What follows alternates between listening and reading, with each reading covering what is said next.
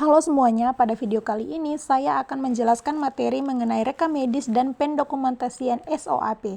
Nah, salah satu metode yang digunakan dalam pencatatan perkembangan pasien dalam kesehatan itu adalah metode SOAP yang mencakup subjektif, objektif, asesmen, dan plan. Pada video kali ini saya akan menjelaskan mengenai pengertian SOAP, contoh penerapannya, serta legalitas dan etika dalam penulisan rekam medis. Baik, yang pertama kita masuk pada materi konsep rekam medis terintegrasi. Nah, apa sih rekam medis terintegrasi? Nah, rekam medis terintegrasi merupakan sistem pencatatan informasi kesehatan dari pasien yang dilakukan secara terpadu oleh seluruh tenaga kesehatan, baik itu dokter, perawat, apoteker, ahli gizi, maupun tenaga kesehatan lainnya. Nah, di sini tujuan dari rekam medis terintegrasi yaitu yang pertama, mendokumentasikan kondisi pasien secara menyeluruh. Yang kedua, memudahkan komunikasi antar tenaga kesehatan satu dengan tenaga kesehatan yang lain. Yang ketiga, pengambilan keputusan terapi dari pasien. Dan yang terakhir itu untuk meningkatkan keselamatan pasien. Nah, dalam praktek farmasi sendiri, dokumentasi ini tercatat dalam catatan perkembangan pasien terintegrasi atau yang biasa disebut dengan CPPT. Nah, apa sih CPPT atau catatan perkembangan pasien terintegrasi? Nah, di sini definisi CPPT itu sendiri adalah lembar pada rekam medis di mana seluruh profesional pemberi asuhan atau PPA seperti dokter, perawat, farmasis atau apoteker dan ahli gizi itu menuliskan perkembangan pasien secara kronologis. Tujuannya untuk memudahkan komunikasi antar profesional pemberi asuhan agar rencana terapi dari pasien itu selaras atau sejalan dan tidak tumpang tindih antar tenaga kesehatan satu dengan tenaga kesehatan yang lain. Nah, karakteristik dari CPPT sendiri ini adalah itu yang pertama, ditulis oleh tenaga kesehatan secara kolaboratif, yang kedua menggunakan format yang sistematis, dan yang ketiga memudahkan evaluasi terapi dari pasien. Topik selanjutnya itu ada anatomi SOAP farmasi. Nah, apa sih SOAP tadi? Nah, SOAP sendiri itu adalah metode pencatatan klinis yang digunakan oleh tenaga kesehatan untuk mendokumentasikan kondisi dari pasien secara sistematis dan tertata.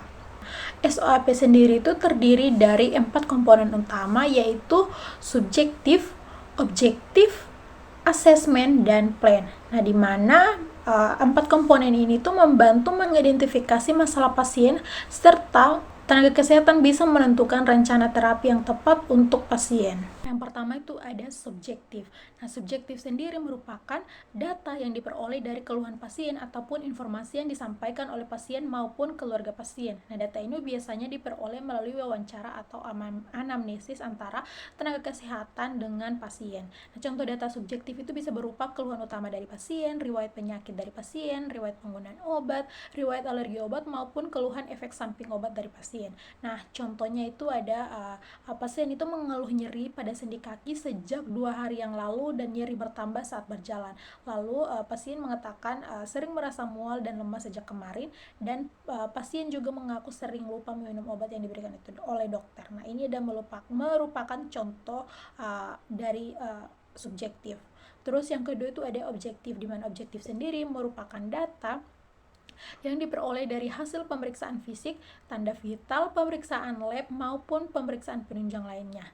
Nah, contoh data objektif yang bisa diperoleh itu ada tekanan darah ataupun nadi, suhu maupun respirasi, terus ada hasil lab, hasil pemeriksaan radiologi, maupun data terapi obat yang sedang digunakan oleh pasien. Nah, data objektif ini tuh membantu tenaga kesehatan dalam menilai kondisi pasien secara klinis.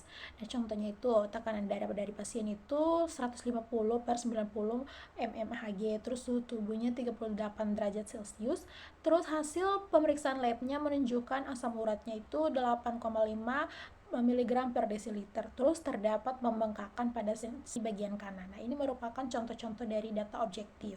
Nah, yang ketiga itu ada asesmen. Asesmen merupakan analisis hubungan dari data subjektif dan data objektif untuk menentukan masalah kesehatan pasien ataupun masalah terkait obat yang dialami oleh pasien yang biasa disebut dengan drug related problem atau DRP. Nah, Tujuan dari asesmen sendiri untuk mengidentifikasi masalah dari kesehatan pasien, terus menentukan kemungkinan penyebab masalahnya, dan yang tadi saya sebutkan itu untuk mengidentifikasi drug related problems. Nah, contoh DRP ini contohnya itu dosis tidak tepat, interaksi obat, efek samping obat, dan ketidakpatuhan pasien terhadap nyeri. Contoh dari asesmen ini sendiri itu yang pertama, nyeri sendi kemungkinan disebabkan oleh hiperurisemia atau asam urat tinggi. Terus yang kedua, tekanan darah pasien menunjukkan hipertensi yang belum terkontrol, dan yang ketiga memungkinkan kemungkinan terjadinya ketidakpatuhan pasien dalam penggunaan obat. Yang terakhir itu ada plan atau planning. Nah, planning sendiri merupakan rencana tindakan atau intervensi yang akan dilakukan untuk mengatasi masalah pasien, termasuk terapi obat, monitoring, edukasi pasien, penyesuaian dosis, maupun rekomendasi terapi obat untuk pasien. Contoh dari plan itu yaitu pertama, memberikan edukasi kepada pasien mengenai penggunaan obat secara teratur, terus menyarankan pasien agar menghindari makanan tinggi purin, melakukan monitoring kadar asam urat secara berkala, dan bisa menyarankan pasien kontrol kembali ke dokter. Nah, selanjutnya itu ada legalitas dan etika. Nah, salah satu regulasi yang mengatur rekam medis di Indonesia itu ada dalam Peraturan Menteri Kesehatan Republik Indonesia nomor 269/Per/3/2008 tentang rekam medis, pasal 5 ayat 5 dan 6. Yaitu ayat 5 itu mengatakan dalam hal terjadi kesalahan dalam melakukan pencatatan pada rekam medis dapat dilakukan pembetulan. Terus ayat 6, pembetulan sebagaimana dimaksud pada ayat 5 hanya dapat dilakukan dengan cara pencoretan tanpa menghilangkan catatan yang dibetulkan, dan harus dibubuhi paraf dokter gigi, ataupun tenaga kesehatan yang bersangkutan. Jadi makna dari aturan tersebut itu, rekam medis itu tidak boleh dihapus atau dihilangkan, terus kesalahan itu hanya boleh diperbaiki dengan dicoret atau digaris, dan perbaikan itu harus ditandatangani atau diparaf oleh tenaga kesehatan yang membuat catatan atau tenaga kesehatan yang bersangkutan.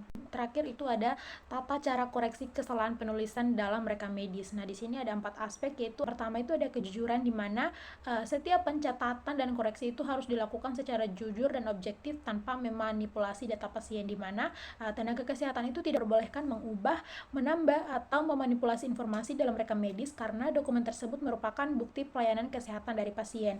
Terus yang kedua itu ada akuntabilitas, di mana semua perubahan atau koreksi harus dapat dipertanggungjawabkan oleh tenaga kesehatan yang melakukan pencatatan. Nah, oleh karena itu biasanya setiap koreksi itu harus disertai paraf atau tanda tangan sebagai bentuk tanggung jawab profesional terhadap catatan tersebut. Terus yang ketiga itu ada integritas dokumen, di mana koreksi itu tidak boleh menghilangkan informasi lama sehingga riwayat medis dari pasien itu tetap lengkap dan tetap bisa ditelusuri. Jadi jika terjadi kesalahan, perbaikan itu dilakukan dengan hanya mencoret bagian yang salah tanpa menghapusnya, sehingga riwayat medis dari pasien itu tetap dapat ditelusuri terus.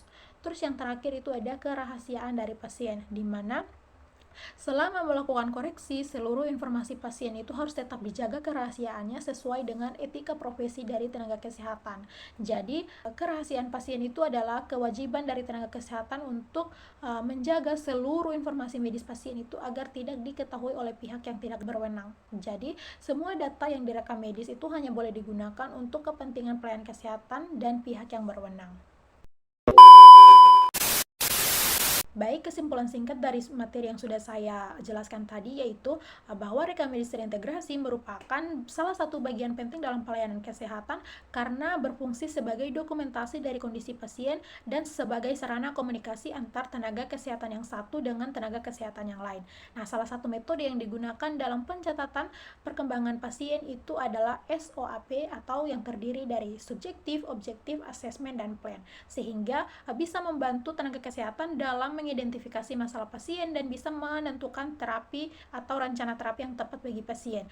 Nah, selain itu, dalam penulisan dan koreksi rekam medis harus memperhatikan aspek legalitas serta prinsip etika seperti kejujuran, akuntabilitas, integritas dokumen, dan kerahasiaan pasien agar data yang dicatat itu tetap akurat, dapat dipertanggungjawabkan, dan melindungi hak dari pasien. Sekian pemaparan materi dari saya. Semoga materi ini bisa membantu dan menambah pengetahuan dari teman-teman mengenai rekam medis terintegrasi. Sampai jumpa di video selanjutnya. Audio Jungle.